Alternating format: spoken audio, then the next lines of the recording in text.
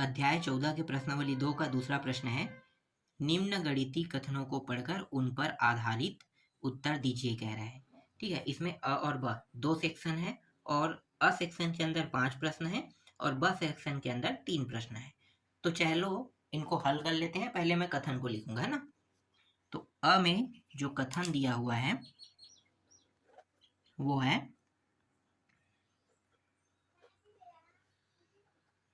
n का 3 घात बड़ा है बराबर n से,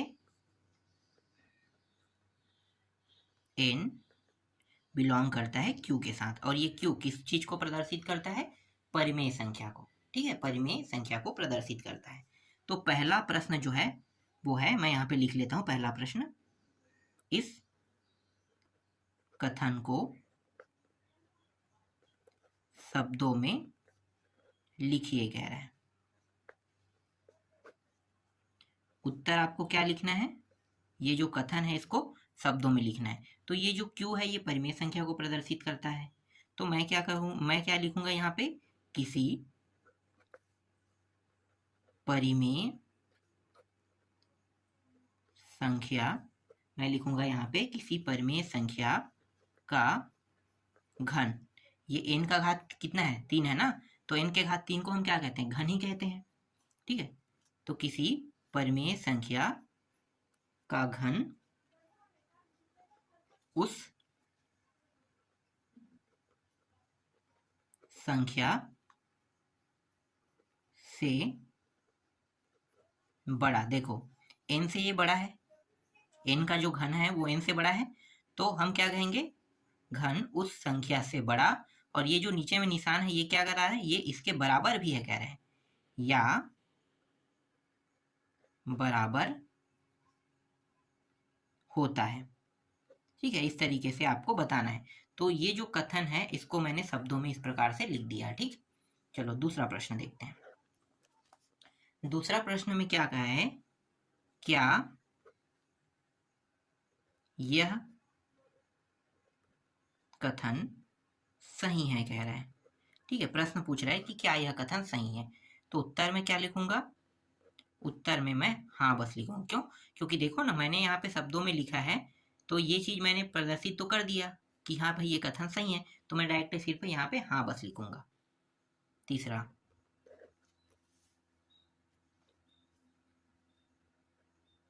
यह कथन किन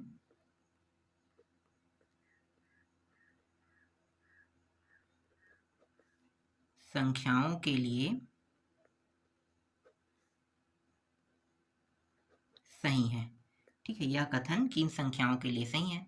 तो उत्तर, ठीक है, उत्तर में मैं लिखूंगा यह कथन तो सही है पर, है ना, यह कथन सही है पर किसके लिए? तो यहां पे मैं लिख देता हूं केवल, ठीक है, सही तो है पर केवल धन पूर्णांकों, ठीक है, केवल धन पूर्णांकों हेतु परिमेय संख्या, जिसे मैं q से प्रदर्शित करता हूं, के लिए हर समय सही नहीं है। ठीक है, हर समय धन पूर्णांकों के लिए सही नहीं है, इस तरीके से लिख देता हूं। ठीक है, अब मैं इसे सिद्ध करके बताता हूं। तो देखो 1/2 इसका 3 घात, ठीक है, इस तरह से बड़ा 1/2, तो ये कितना हो जाएगा?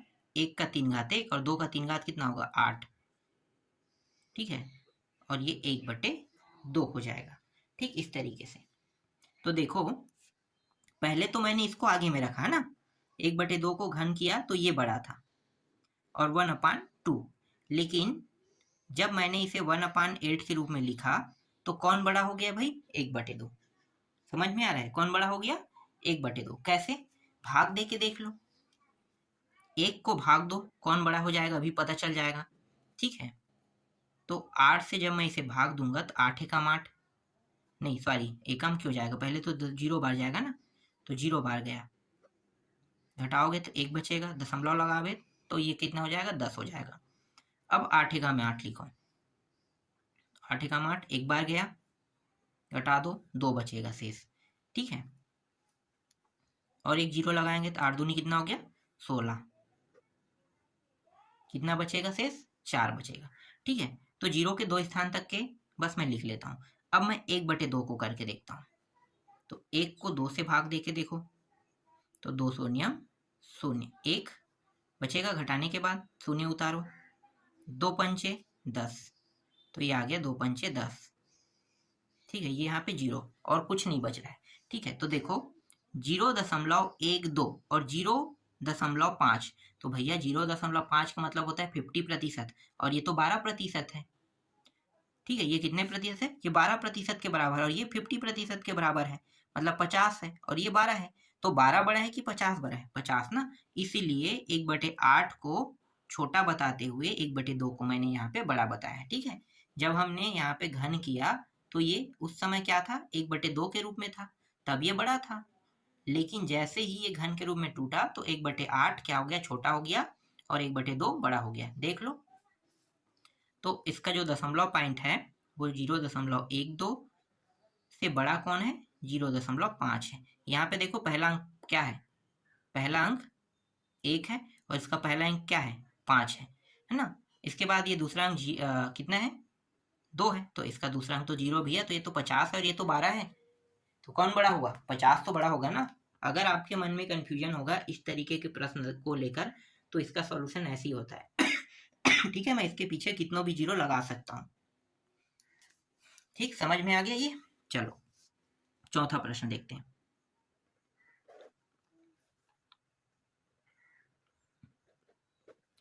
क्या इस कथन में n बराबर √2/7 रखा जा सकता है, पूछ रहा है ना। तो देखते हैं, रखने पे तो हम तो किसी में भी रख सकते हैं। तो n का मान कितना रखना है, √2/7, और कथन क्या है, n का 3 घात बड़ा बराबर n, यही है, ठीक है। तो इसके स्थान पे √2/7 और घात कितना रखेंगे, 3, बड़ा और बराबर √2 और अपान 7, इस तरीके से, ठीक है। तो ये हो जाएगा ऊपर वाला 2 √2 हो जाएगा, ठीक है। √2 √2 √2 मतलब 3 बार गुणा, समझो ना, इसका गुणा, इसका गुणा और इसका गुणा।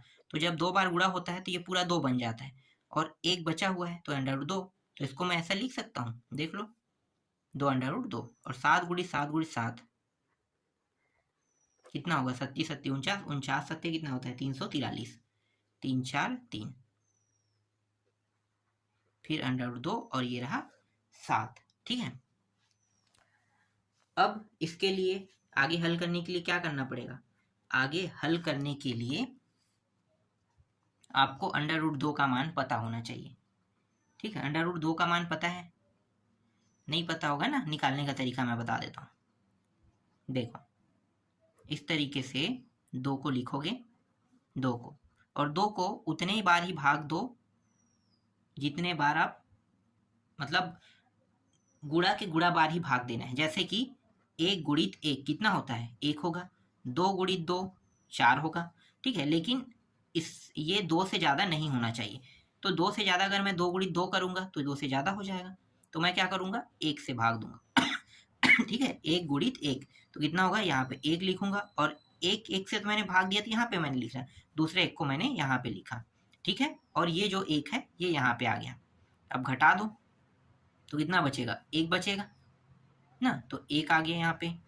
अब 2 शून्य उतारो, 1 शून्य इसमें कभी भी नहीं उतारा जाता, हमेशा 2 शून्य उतारा जाता है, ठीक है। अब 1 और 1, तो यहाँ पे जो 1 और 1 ये होगा इससे जोड़ दो, तो कितना हो गया, ये 2 हो गया। अब 2 से 2 और इसके पीछे में मैं कुछ संख्या लगाऊंगा, ठीक है। तो वो जो संख्या लगाऊंगा वो उतने बार जाना चाहिए और उससे अधिक भाग नहीं होना चाहिए, ठीक है, इसका नियम है। तो इसको मैं करूंगा, देखो अगर मैं 2 और 5 कर देता हूँ, 5 गुणित 5, देखो 5 गुणित 5 लगाया, 2 तो रहेगा कॉमन, किसके साथ, 5 इसके साथ, लेकिन 5 गुणित 5 होगा कितना होगा, 5 5 25, 125 होगा, ज़्यादा हो रहा है, 4 कर रहा हूँ। 24 गुणित 4 करो, 4 चौक 16, ये हो गया 4 दूनी 8 और 1 9, ठीक है। तो 24 चौक 80 96, ठीक है, ये हो गया। कितने बार गया, 4 बार। इस 4 को यहाँ पे लिखेंगे और इस 4 को यहाँ पे, लेकिन यहाँ पे दशमलव भी लगाना है, तो 1.4 आ गया यहाँ पे, ठीक है। कितना बचेगा यहाँ पे 4, फिर 2 शून्य उतार सकते हो। अब 24 के साथ ये जो 4 है इसको भी प्लस कर दो, तो कितना हो गया 28 हो गया, ठीक। अब इसको मैं एक बार ही कर सकता हूँ, क्योंकि मुझे पता है कि 200 से ज़्यादा है ना, तो अगर मैं 0 लूँगा तो 200, तो एक 0 तो ले नहीं सकते, एक तो लेना पड़ेगा, तो 28, तो ये हो जाएगा एक बार। इस तरीके से आगे मैं और नहीं करूँगा, ठीक है, बस इतने में रोक देते हैं एक बार तक की। तो 1.41, तो देखो 2 गुणित 1.41 और 3 4 3 बड़ा बराबर, ये निशान अब इधर हो जाएगा, पलट जाएगा, ये भी मैं कर देता हूँ, ठीक है। ये हो गया बड़ा। आपको मैंने बताया था कि जब ये घन से बाहर आता है तो कोई संख्या क्या हो जाता है, ये वाला जो है ये पूरा छोटा हो जाता है, इसके सामने वाला क्या ये है ना, और इसका भी मान मैंने निकाल दिया था, क्या था 1.41 और ये 7, तो ये क्या हो गया, बड़ा हो गया, ठीक है। इस तरीके से बस अब इनको भाग देंगे, तो आप कैलकुलेटर निकालना, इन दोनों को पहले गुणा करना, गुणा करने के बाद भाग दे देना, ठीक है। इसी तरीके से इनको भी 7 से भाग दे देना, ठीक है। तो कुछ मान आएगा, तो लगभग लगभग जो मान आ सकता है मैं बता देता हूँ, क्योंकि यहाँ पे मैंने पूरा अंक नहीं लिया है, 2 अंक और होता है यहाँ पे, 2 अंक, तो मैंने पूरा 2 अंक नहीं लिया है, तो लगभग लगभग जो मान होगा वो होगा 0.008 और 0.201, ठीक है। तो ये जो मान है आपको प्राप्त होगा, ठीक। यहाँ तक आपको समझ में आ गया। चलो आगे देखते हैं अब।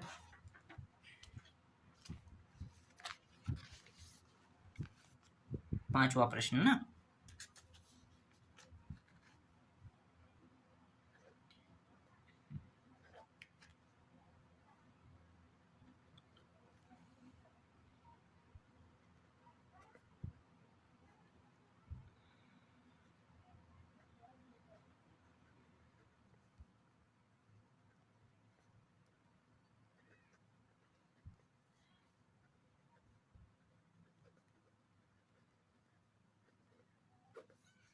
कारण बताइए कह रहे हैं, ठीक है। क्या कथन p घन, ठीक है, p का 3 घात बड़ा बराबर p for all p belong to i सही है, कारण बताइए कह रहे हैं, ठीक है। अगर सही है तो कारण भी इसका देना जरूरी है। तो चलो इसका उत्तर लिख लेते हैं। ये कारण जो है यहाँ पे मैं क्या कहूँगा, नहीं लिखूंगा, ठीक है। उत्तर में मैंने लिख दिया नहीं है। नहीं है, क्यों नहीं है, क्योंकि ये जो i है ना, ये जो i है ये पूर्णांक संख्या को प्रदर्शित करता है ना। तो यहाँ पे मैं आपको, चलो पहले मैं आपको समझा देता हूँ पूर्णांक संख्या क्या होता है।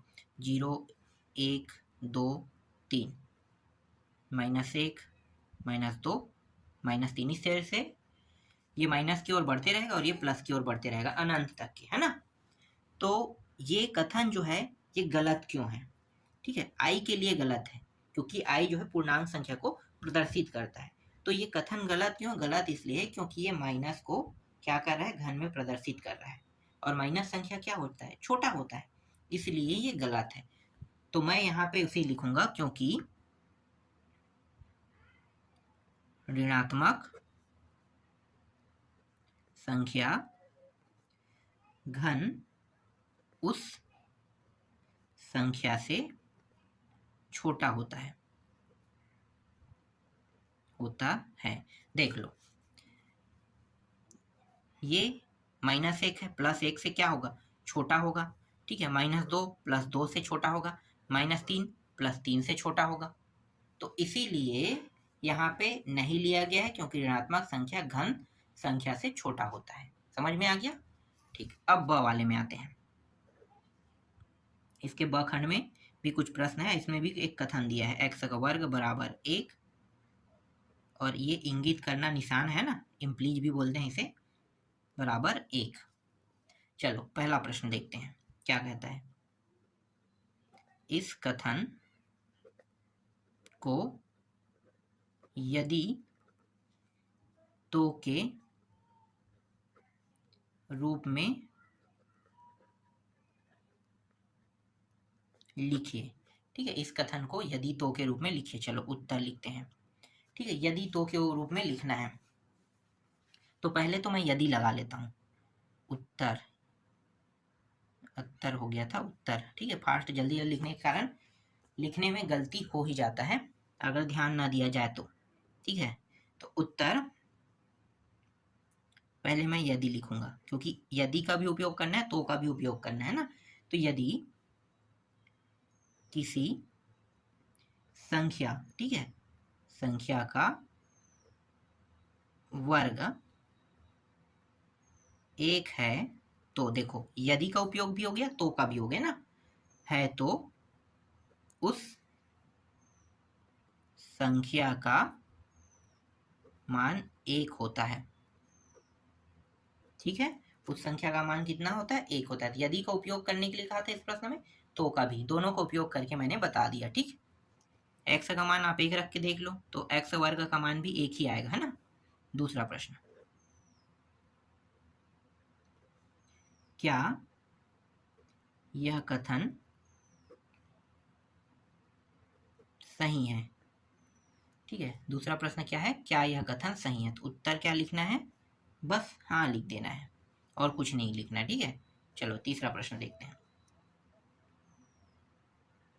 यदि x बिलोंग नहीं करता है, ठीक है, नंबर के साथ, n के साथ, तो क्या यह कथन सही है?